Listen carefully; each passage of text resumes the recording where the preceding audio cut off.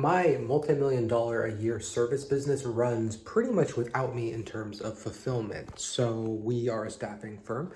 And as far as the actual recruiting of candidates, staffing, I do basically nothing. I would say that maybe once a quarter, twice a quarter, maybe 3 times a quarter, I get a message saying, hey, the situation happened. This is what we think we're going to do.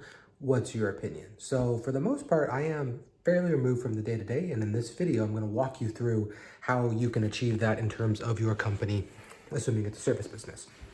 So the hardest thing with a service business, no matter what it is, let's say it's Facebook ads, let's say it's Klaviyo emails, let's say it's heck, even if it's home service, is what is the special thing that you do that sets you apart from your competitors? And then how do you codify it into a repeatable system that 90-ish% of the time repeats itself without having you be involved in the process? And as much as you would love to have 100%, as much as I'd love 100% of the time to do exactly, my team to do exactly what I would do, that's never going to happen. It's just not.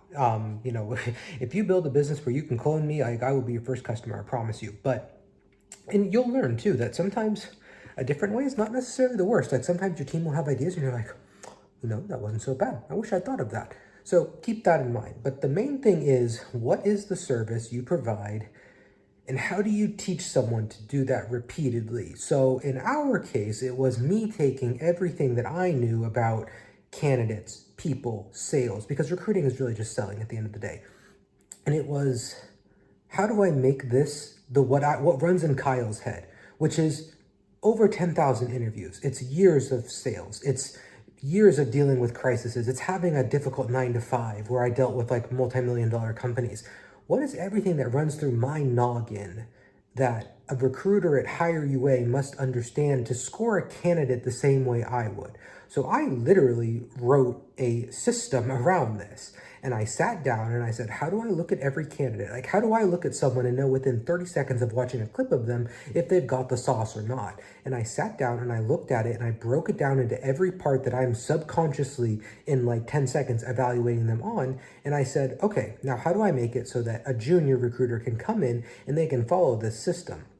And the result was a rubric scored around 100 points with certain criteria with very clear pass-fail. And what I did was I made it very unambiguous. It's very much, it's black or it's white. Like this person is good or it's bad. Like I removed as much judgment as I possibly could from the situation. And then I gave examples. This person good, this person bad. This resume good, this resume bad. So on and so forth. And the same thing with sales. This is what a good prospect looks like. This is what I usually say. I looked at every call that I ever did. Well, I didn't, an AI did. Looked at every call I ever did and looked at all the questions that constantly came up and looked at how I handled it in 90% of the situation. And then I sat down and I just narrated and I said, okay, the prospect said this, and I said this because, and I broke it down into roughly 20 questions that every sales rep now on a discovery call at HireUA needs to clearly ask the prospect these 20 questions because 90% of the time, it's going to achieve the desired result, which is one, either qualifying them as a good prospect and then leading them through a process that should make them more inclined to buy based off of my years of experience in running this business and building it to a multi-million dollar company, or alternatively disqualifies the prospect but keeps it open for later while trying to, we always try to leave people better than we found them. That's kind of one of our mottos at HireUA. It's the H stands for hospitality. So we always want to give people a good experience and leave them with something no matter what. So even if they're not qualified, they leave the call with some hiring tips, or they got to see some candidates, or they got the market rates, or they got some advice about the position. Like we always try to leave them better than we found them. So what you must do is look at your process, whatever it is. Like obviously fulfillment for a service business as the owner, operator, business owner, founder, like you got to get yourself out of that one. Like you're never going to grow if you're still the one servicing all the accounts and doing everything. So that's the big one, is what is the service you provide and how do you provide it? And then how do you make it so someone else can provide it without you having to check their work or without you having to hover over them?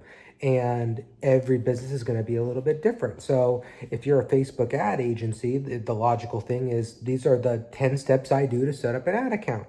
This is what makes a good creative. This is what makes a bad creative. Don't ever do this on a creative, whatever it might be. Camera cut off there. I had my app, my time blocking app kicks me off everything at 9:30, so I shut down a few things. So anyways, Facebook ad agency, like this is a good creative, this is a bad creative, whatever it's going to be, you know, even if you're a home services kind of company, like this is what a good experience, like the toilet breaks, right? You're a plumber, you hire another plumber to do the work for you, so you don't have to be on every call. What do? What makes your plumbing company so much better than others? Is it something you say to the customer? Is it something you reassure? What does an amazing plumbing experience, if you can call it that, look like for a customer of your company? Break it down. Think about every little thing you do in terms of that plumbing experience. I'm obviously using a outrageous, but also simple example here. What is it? Is it from the moment you pick up the phone? Is it the way you reconfirm the appointment? Is it the way that you ask them what the problem is? Is it the way that you present the bill? Is it a way that you handle people being outraged because you charge them $500 and you sit there and you bang one pipe, and you know the old phrase like a plumber doesn't charge you for, oh, I don't even know what it is. It's late at night. A plumber doesn't charge you, they charge you to know where to bang, right? You know, oh, why was that $500? Well, it wasn't about the banging, it was knowing which pipe to bang. Is it the way you handle that? Is it the way you follow up to make sure they were satisfied with the service? Break everything down. And humans are very good learners at like good and bad. And so that's what I really try to do, is say like, this is a good example of a candidate. This is a bad example. This is a good interview. This is a bad interview. And then you put like mandatory criteria. So there's certain interviews that recruiters at HireUA, they have to ask these questions. Like they are not allowed to leave an interview without asking these specific questions. And then when they present it to the client, they have to present it in a certain way. And those are the fail safes, right? So it's almost impossible for them to not be able to score their call if they haven't asked those questions. So they have to score the candidate. They have to ask those questions to be able to score the candidate. And then they can't present it to the client because they won't have the information unless they ask the right questions.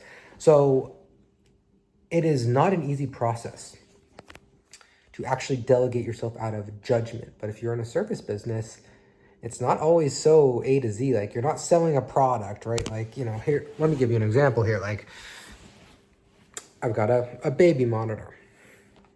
This is a baby monitor. I can choose to buy this baby monitor. I can choose to buy that baby monitor, but I can't choose to change this baby monitor. Whereas a service business, there's always a lot more, it's more ambiguous, right? Like a baby monitor, a plumber's pipe that you're going to fix is not going to be the same pipe as it is here and here. Whereas this is a baby monitor. It ain't changing. I can buy a different one, but I can't change this one.